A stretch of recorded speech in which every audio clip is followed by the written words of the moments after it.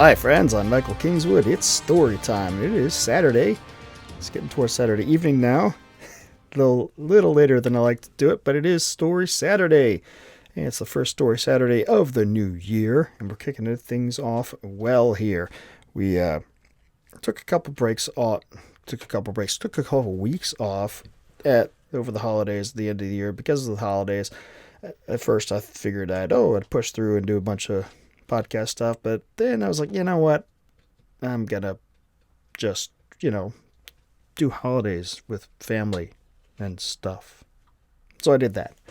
I also closed out my writing goal for the 2023 and crushed it. And we'll talk about that a little more on the other side of the story for the week. But since it is Saturday, we're going to get to it. And this week, and going through this year, I'm not sure if you can hear that. My dog's down there. She's chewing on a bone, having fun. Anyway, we are going to go this year through the stories that I wrote last year. This is the first volume that I put out in my Kickstarter campaigns. I did 4 of them last year. In fact, the 5th one is going on right now, which I will give you more details on the backside. But anyway, a whole bunch of stories written last year. This year, we're going to read them, so I can turn them into audiobooks too, right? For your pleasure. And this is the first one that we did last year. It is a science fiction story, military sci-fi, set in my world of the Icaran Confederation Navy. It is called Midwatch Asylum. Let's get to it. Sit back and enjoy. When you look out into the depths of the endless night of space, it's easy to lose yourself. The soul-imperiling emptiness, stretching for inconceivable distances in all directions, the stark beauty of the multitudinous, yet also somehow seemingly rare by volume, stars everywhere. Every time Lieutenant Jason Henson, Icaran Confederation Navy, looked out there, he had to force himself to not wander into an awed stupor, just gazing into nothing and everything and leaving the world behind in rapturous contemplation of the stupefying immensity of it all, and his minuscule to the point of meaningless position within it.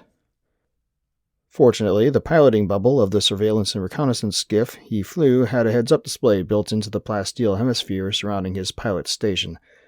The skiff's course vector ran ahead, a deep blue line with pips denoting her current velocity, and a smaller red or green line showing the current acceleration he had applied. The icons showing the locations of nearby vessels, blue circles for Navy, green squares for civilian, yellow squares for unknown, were also projected in locations on the bubble, corresponding to their current position, smaller numerical values depicting whether those locations were from the skiff's sensors, the system's common operating picture, or from the vessel's transponders. The star system's ecliptic was a white line drawn across the whole, with planets and other large objects shown as solid white circles. More than enough to keep him from zoning out too badly, most of the time. But when he had the Midwatch patrol, even that wasn't always enough. Not much ever happened on the Midwatch, most of the time. And this night wasn't shaping up to be much different, except the slightly bitter scent on the air from the atmosphere processing gear back aft seemed more sharp than normal just then, and Jason's malaise eased as he perked up in his seat, the olive-green flight suit he wore rustling softly from his sudden movement. His eyes flicked up and to the right, to where his ship's status display was projected onto the piloting bubble. Internal pressure and temperature, always just a tiny bit on the chilly side for his taste, both read normal. Fuel status was as expected for this long into the patrol. Reactor output was also to be expected from his throttle setting. "Boxer, are you seeing anything abnormal in ship systems?" he asked. He didn't wear a headset. His implants detected the speech automatically, and transmitted it through the skiff's internal communication system to his sensor and auxiliary systems operator in the body of the skiff astern of him. In the older models that Jason had initially trained on before hitting the Fleet Replacement Squadron and then SSR-25, the Timberwolves, the Sasso would have sat directly to his right, making comms much easier. But they lacked the all-around piloting bubble, instead being configured more like the cockpit of an atmospheric transport. Jason preferred it this way, and anyway, Boxer was close enough that they could hear each other just fine, unless they had the hatch from the hull to the piloting bubble shut, and they only did that during combat operations. The implants were just backups, most of the time. "Negative, Joyride, everything's in the green. Why?" No matter how many times he heard it, Jason's call sign made him chuckle ruefully and shake his head. He should never have told the guys about that incident. Now well. He rolled his shoulders and blew out a breath to clear the imagined cobwebs and refocus himself. Nothing, I guess, just imagining things. Yeah, well, it's the Midwatch. Want some tunes? Jason glanced to the left and up to his navigation overlay box. He had set the home waypoint to ICS Hatherley, the ship he and his flight detachment were based aboard, and they were currently 80,000 clicks away and getting farther by the moment. Playing music over the internal comm system was contrary to regulations, but what the hell? It was a Midwatch, and Hatherley was far enough away that who would know? A little metal never hurts. Boxer groaned slightly. He was more into operatic and classical music. But Jason was the spacecraft commander, and anyway, Boxer had picked the tunes last time. So a moment later, a pounding bass line accompanied by hard drums and a hard, syncopated guitar riff began piping through his implants. Softly, so as to not drown out official comms, but it made all the difference. The night's mission profile was a standard 4-sector scouting pattern. Go out 300 clicks ahead of the Hatherley's planned track on passive sensors, then reposition to 4 points, 100K to port and starboard above and below the track, and initiate active scans at each point. Passive gravitic sensors combined with inputs from the COP and the transponder feeds from civilian vessels should provide a clear picture of activity 500,000 clicks or more ahead of Hatherley's track for the duration of the patrol, farther than Hatherley could see with her own onboard passive systems. The brief active scans would pick up anything the passive scans missed. The skiff would send updated track reports through her data link with the ship, and the tactical action officer there could better decide how to go about the night's mission. Hatherley could, of course, run active scans of her own, but that had the potential of giving her position away, and their tasking was to remain undetected as far as feasible while maintaining safety of ship. So she was running with her transponder in receive-only mode and using the skiffs from the flight detachment as her eyes and ears. That meant some risk to Jason and Boxer because when they did their scans, their emissions would be detectable to other vessels. But the skiff's active array was tuned to frequencies used by commonly carried civilian sensors, so that risk was minimal. Or so the geeks who designed them said. But they weren't out here on the edge of the Sago Dominance's space with their butts on the line. Not that there was a shooting war at the moment, or indication that there might be, but relations between the Dominants had never been good after the disastrous first encounter between their ships and those of the Icaran Confederation. In the 2 decades since then, there had been a number of small border skirmishes that only heavy lifting from the diplomatic corps had stopped from turning into something more, and the Dominants had swallowed up 2 independent systems that the government on Icarus knew of during that time period. So there was always that possibility in the back of everyone's mind. But it was the Midwatch. And Dominant's personnel were human too. They had to sleep like everybody else. Didn't mean they had to keep their ship's clocks set to the system's local standard, though. Their Midwatch might be Hatherley's noon. Comforting thought. Ahead into port, 20 degrees depressed from the skiff's course vector and 450,000 clicks distant, was the jump point into Dominant space. Tonight's patrol would bring Jason and Boxer within weapons range of any vessel that might be lurking nearby there, or that jumped into the system. Long weapons range, and evasion wouldn't be all that difficult from such a long shot, but the danger was not zero. So it was with some trepidation that he watched the range taker to their first patrol waypoint tick down toward 0 over the next half hour. He throttled back, lowering the skiff's speed to match Hatherley's as they arrived, and then did a quick scan of the contact icons in his piloting bubble. All green, no yellow, and no red. "We've reached point 1, he said. Anything?" Boxer replied quickly. "Nope. Commencing active scan." "Roger," Jason said, and felt himself tense up slightly. Of course, there was no reason to get nervous.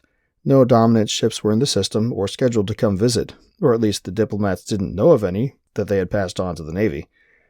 Didn't mean there couldn't be a surprise waiting, though. But 5 minutes later, Boxer reported no new contacts, so Jason adjusted course for the second patrol waypoint.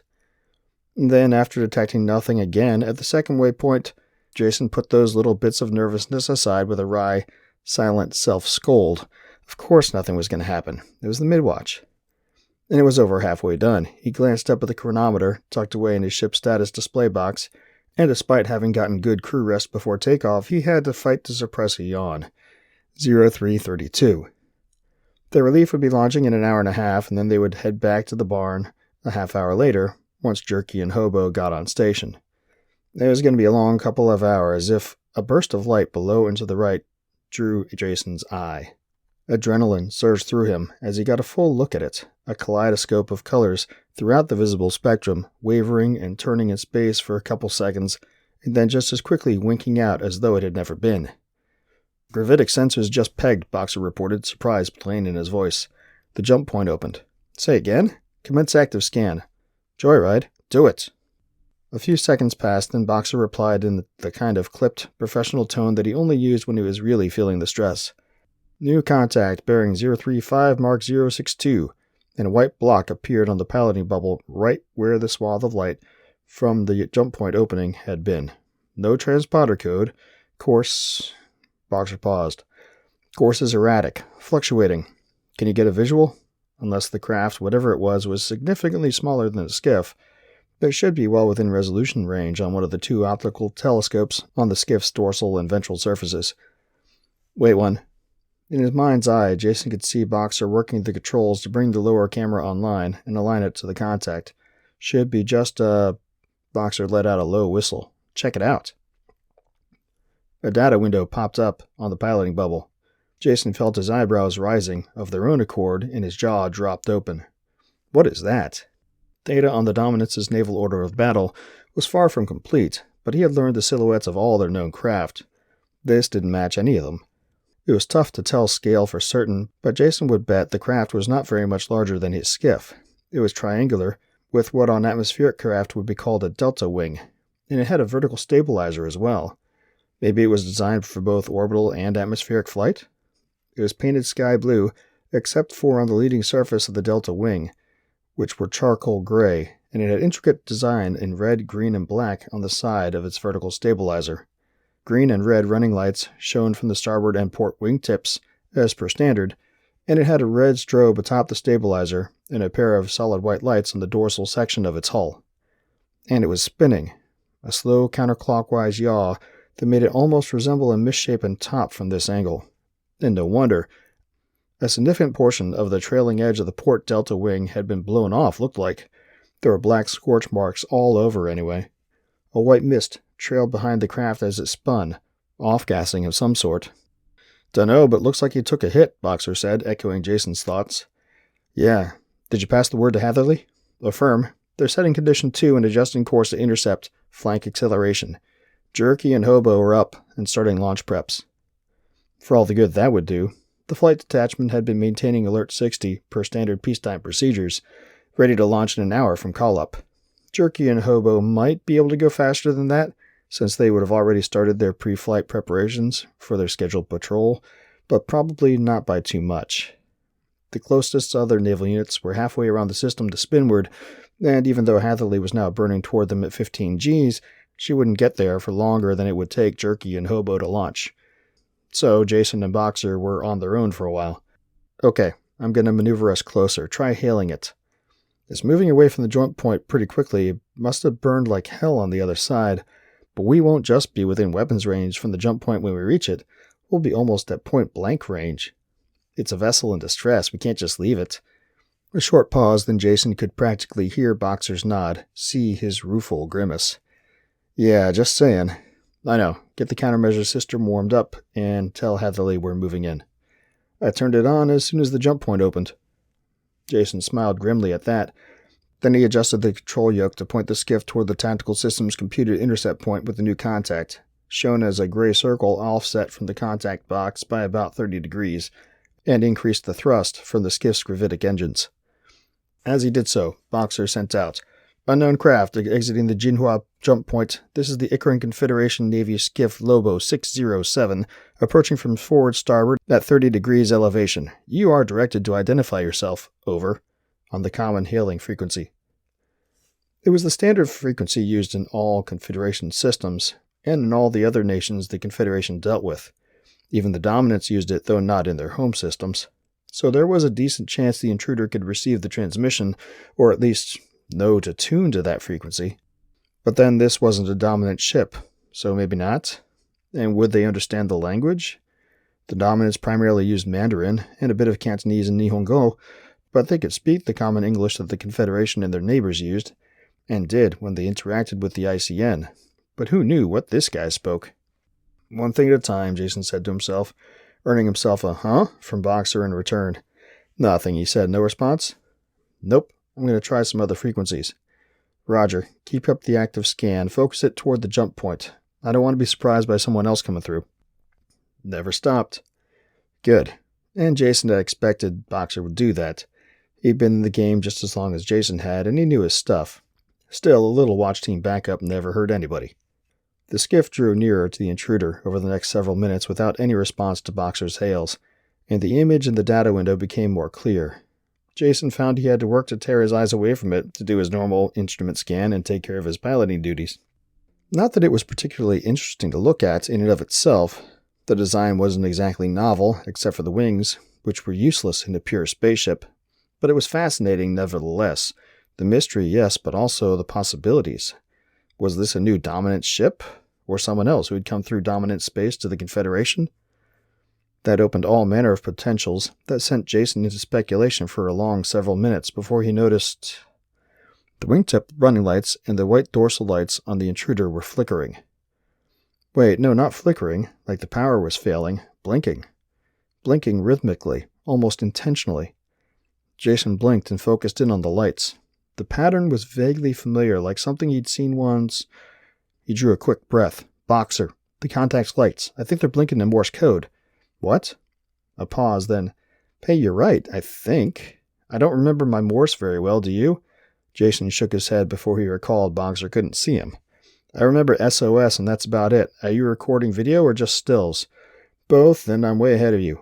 Sending the video feed to Hatherley now. They can have the comms techs decode it." "Outstanding." Jason glanced at the contact data on his piloting bubble again. Time to intercept had ticked down to less than 15 minutes. Hopefully Hatherley would be able to make something out of the intruder's message, if it actually was one, before then. Otherwise, things might get awkward. The timer was down to less than 5 minutes, and the vessel was visible to the naked eye through his piloting bubble when the call came. "Lobo 607, this is Hatherley Actual, over." Jason blinked, and he heard Boxer draw in a surprised breath. The CO himself was on the line? This was about to get heavy. He keyed his ship-to-ship comms control, which was set to Hatherley's frequency. "Lobo 607. 607, we decoded most of their message. They say they can receive, but their transmitter is damaged. They claim to be a transport of the Free Republic of Hazador Navy, and they have 3 members of their parliament aboard. They are fleeing Dominant's aggression and have requested asylum and protection, over." "The Free what? Of what?" "Roger. Interrogative. Free Republic of Hazador?" "We don't know either, 607, but whoever they are, if the Dominance is hostile to them, they are potential allies for us. I am granting them asylum pending official word back from Admiral Kennerly at System HQ. That will take at least 2 hours. In the meantime, we are preparing the VBSS team to rendezvous with the contact and extract its personnel. Your orders are to take up station between the contact and the jump point, monitor the situation, and if necessary, defend the contact against Dominant's attack if they should come through the jump point. Over." Defend them? With what? The skiff could be loaded out with a light anti-ship strike package, but Jason's wasn't. He had the surveillance and reconnaissance package. Both the skiffs based on Hatherley did. He had a light plasma cannon for self-defense, not good for much more than scaring a small civilian pleasure craft, and his countermeasure system, which hopefully could spoil incoming torpedoes or missiles aimed at his skiff. Maybe. And that was it. Roger. He couldn't keep the doubt out of his voice and suspected it transmitted through the comm circuit. A moment later, the CO's reply confirmed it. "We are refitting 608 to a strike package. ETA for launch is 35 minutes. Hatherley will be in weapons range in 1 hour. Until then, you're it. Do your best, 607. Over." It took a moment for what the CO said to sink in. He knew their limitations, that they likely couldn't do much except soak up a missile or two, and that's what he expected them to do, if necessary. Yeah, it got real heavy, real fast. Roger. Good luck, gentlemen. Hatherley out. Jason blew out a long, slow breath. "Well, that sucks," Boxer said, and Jason's long exhale became a laugh that was part tension release, part resignation, and part legit humor of the deadpan way that Boxer said it. "Yeah, it does. Mom told me to become a dentist. Guess I should have listened to her." Jason laughed again, 75% humor this time. "Well, too late for that. We're here, so let's get it done." It only took a few minutes to get positioned as the CO ordered.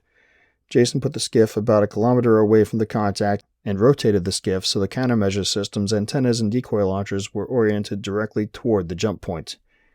If they were going to do this, better give themselves the best possible chance. Then there wasn't much to do but sit back and wait, and take a better look at the contact. This close, Jason could tell his initial estimate of the vessel's size was wrong. It was about 3 times the size of the skiff, and he could see a number of small portholes running down the sides of the hull, windows for the important travelers to look out from their cabins, unless he missed his guess. He wondered what they were up to over there. Atherley had taken over comms with them, and told them their request for Asylum was granted, and to expect the VBSS team's arrival within 2 hours. They probably had all sorts of great entertainment equipment on board to pass the time. He found himself envying that. "Should have brought a deck of cards," Jason said, and Boxer laughed. "I'm always down to take your money," the Sasso said, and Jason snorted. "I was thinking go fish, not poker." "Coward." Jason snorted again, then looked at his chronometer. From what the CO said, Jerky and Hobo should be launching in about another 10 minutes, and Hatherley would be in weapons range in 35. He willed the minutes to tick by more quickly, and it seemed to be working. 8 minutes now.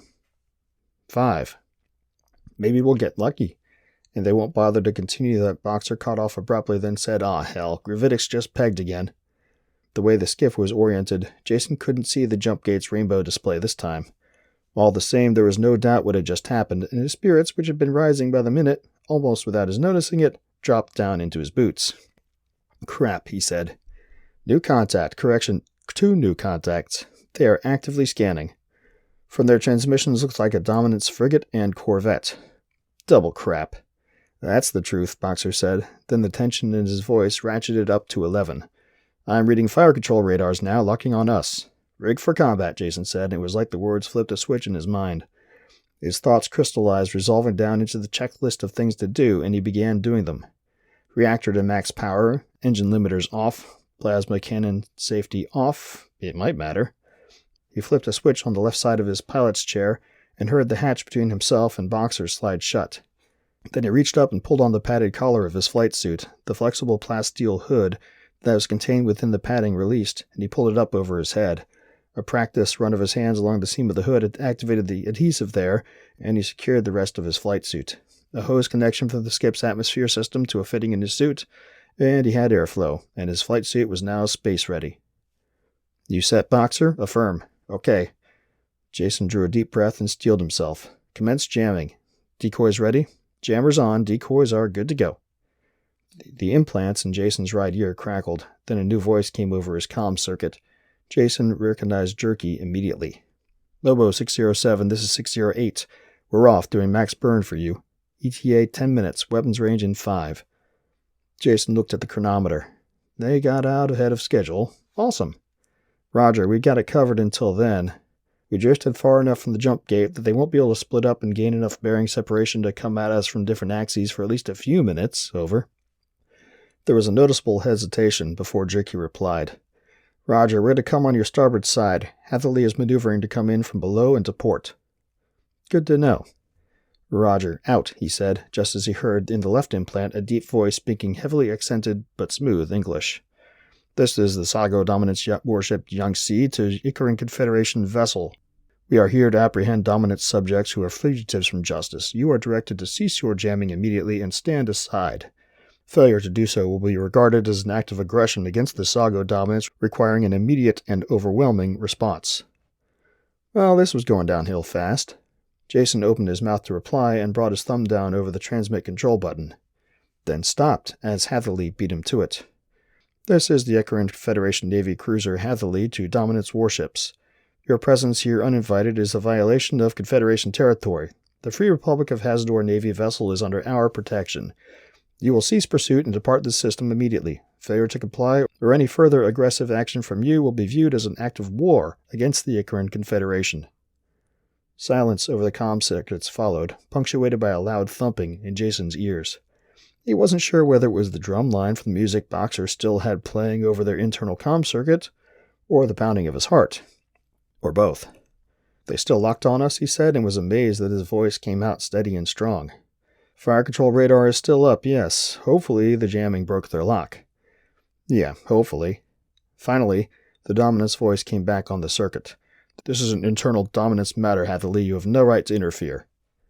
You are in Confederation territory, Yangtze. Depart now, or we will consider your vessels hostile. And that had to give the Dominant's commander pause. He had 2 ships, yes, but a frigate and a corvette. Hatherley was a brand spanking new top-of-the-line battlecruiser, fresh from post-delivery overhaul and upgrades, with the latest and greatest in ICN technology and weaponry. She outgunned the 2 Dominus warships by at least 4-1 all by herself. They had to know that. But they also had to know she was still pretty far away. Did they have good intel on ICN weapons engagement ranges for that latest hardware? Jason said a quick prayer that if they did have any intel, it overstated those ranges. Because if they knew they still had 20 minutes until Hatherley could do anything to them, that was plenty of time to blow him up. Jerky and Hobo would return fire, naturally, and their strike package could certainly do some damage, especially to the corvette, but that wouldn't help him and Boxer very much. So he sweated by the seconds that passed after Hatherley's response. Naturally, the band's male singer decided to engage in a particularly guttural and brutal chorus, accompanied by a guitar riff that sounded like it would kill a platoon at 100 yards all by itself. All of a sudden, Jason really wished for some nice opera music instead. More seconds passed, but they seemed to stretch like years. Then the Dominance officer spoke again. This insult to the Dominance will not be forgotten, Hatherley, or forgiven. Yangtze out. Okay, what did that mean? From the way he had aligned the skiff, he couldn't see the Dominance warship's icons on his piloting bubble directly. They were just over his right shoulder, past the extent of the plasteel bubble. There was just a pair of red arrowheads pointing in that direction, telling him hostile contacts were in that direction. He got the strong urge to yaw the skiff around so he could see better, but that might bring the jammers and decoy launchers out of optimal alignment, and that would be bad. So he'd have to just suck up having an incomplete picture. Boxer, of course, would have a more clear view on his Sasso tactical display, and just then Jason envied him this position, even though he never got to fly. But only for a second. Then both the arrowheads winked out, and Boxer gave a little whoop. Jump point open again, they bugged out. Jason let out a breath he hadn't even realized he had been holding, and sagged back into his seat, relief flooding through him. He looked down at his hands and realized they were shaking. That had been close. Damn close. Jerky's voice came over the comm circuit. We're in range 607. Jason barked out a quick laugh, just in the nick of time. But into the comm circuit he said, Roger, break. Hatherley, this is Lobo 607. Dominance warships have departed the system and 608 is on station. 607 is RTB. The CO's voice came over the circuit again. This is Hatherley Actual. Come on home. Well done, gentlemen. We'll take it from here. Roger, 607 out. Then over the internal comm circuit he said, I don't know about you, but I need a beer. We're 6, Boxer said. Think the CO will let us have an advance on a few days' rations? I doubt it. Yeah, you're probably right. Countermeasure system secured. De-rigging for combat. Let's go home. Jason nodded emphatic agreement, then spun the skiff around onto an intercept course for Hatherley. Then he advanced the throttle and they hurtled forward toward home base, the hangar, a beer, and his rack. As they passed the strange ship that had made the last couple hours so interesting, he hoped it would all end up being worth it. Then he shrugged. He'd probably never know. Okay, there it is. Nice little mid-watch fun and adventure for those 2 guys in their skiff piloting around. And hope you like it. I like that story. It was kind of a fun tale. Harkening back to my Navy days, I wasn't a pilot, but I knew a bunch of pilots. And, last few years in the Navy, I was helping out the carrier strike groups doing stuff and learned something about how those guys do business. And I was like, man, it's kind of neat. So ported it over there. But, yeah, so that was the first one we did in last year's challenge. And we'll be doing the rest of the stories from last year's challenge going through the rest of this year. But, yeah, we were not quite done with last year's challenge yet because I've got the 4 Kickstarters that I ran last year done and out and delivered to everybody.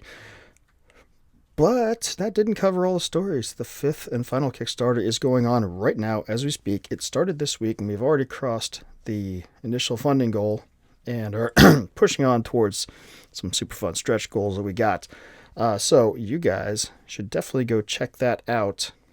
It is 52 stories in 2023, the full collection. The short link to get there is michaelkingswood.com/52in23v1, the letter V. You'll see it down there on the bottom of the screen as we do this. And you should go back the campaign now if you haven't already, because, well, it's money for me. But also, it gets you some cool... if we get the stretch goals done, you'll get some cool bonus stories and fun stuff like that. And you'll get the satisfaction of helping out the writer whose work you like, the stories you enjoy, and help keep them going on for the future and doing awesome things. If you think I'm producing value here, go by all means back that thing up. That will be going on until, I think it's going to close out on the 23rd of this month, January. And then we'll get those books out to everybody who supported it, and we'll be pushing on. I have lots more cool projects planned for this year, moving back from short fiction more into novels this year. So that'll be awesome, and more to tell about that in the future. But for now, just accept that is something you should back at the time, and come back for more of those things later. That said, other things that are going on. I am obviously writing, getting started on this year's challenge, and it's off to a good start already so far. Other things, I shouldn't really announce this yet. I got a couple things going on that's going to level up my business side of writing this year. They're not quite squared away yet, but I will announce them when they're ready very shortly. But yeah, well, let's keep this one brief because I have some things to do this evening. So we'll just say next week on Saturday, Story Saturday, we'll get to story number 2, which is a fantasy crime/heist story. It's called Spirit Foreclosure, and it will be read here. It's the second story from last year's challenge, and we'll read here next Saturday. The Kickstarter, as I told you, is going on. We're doing periodic streams to do updates on that, and as soon as I close this out, I'm going to do a live stream, just to do an update, because it's been a day or two since I did that. So tune in here on the channel for that. Otherwise, just come back next Saturday, and we will, of course, do Story Saturday. If you haven't already subscribed to the channel, whether it's on YouTube or Rumble or my audio podcast, make sure you do that. If you haven't already checked out the Kickstarter campaign, do that. And if you haven't bought my books, what are you waiting for? I got a bunch of books you can buy. Go to michaelkingswood.com/store. Lots of great books, short fiction, long fiction, everything you could want. You can, of course, go to all the various retailers at michaelkingswood.com/books to read the number 2. Anywhere you want to get them. It's better to come to my place because cut the middleman out. I get more money that way. And we get a direct relationship. New releases come out later. You can get immediate notifications through the accounts on the store or through the newsletter subscription mailing list thing that you can do, and you should do. That's preferable. Obviously, any way you want to get the books, I'm not going to complain either way. So that's what's going on. I'm going to close out. Got some stuff to do this evening. I hope you guys enjoyed the story. Hope you'll come back next week. Until then, don't do anything I wouldn't do.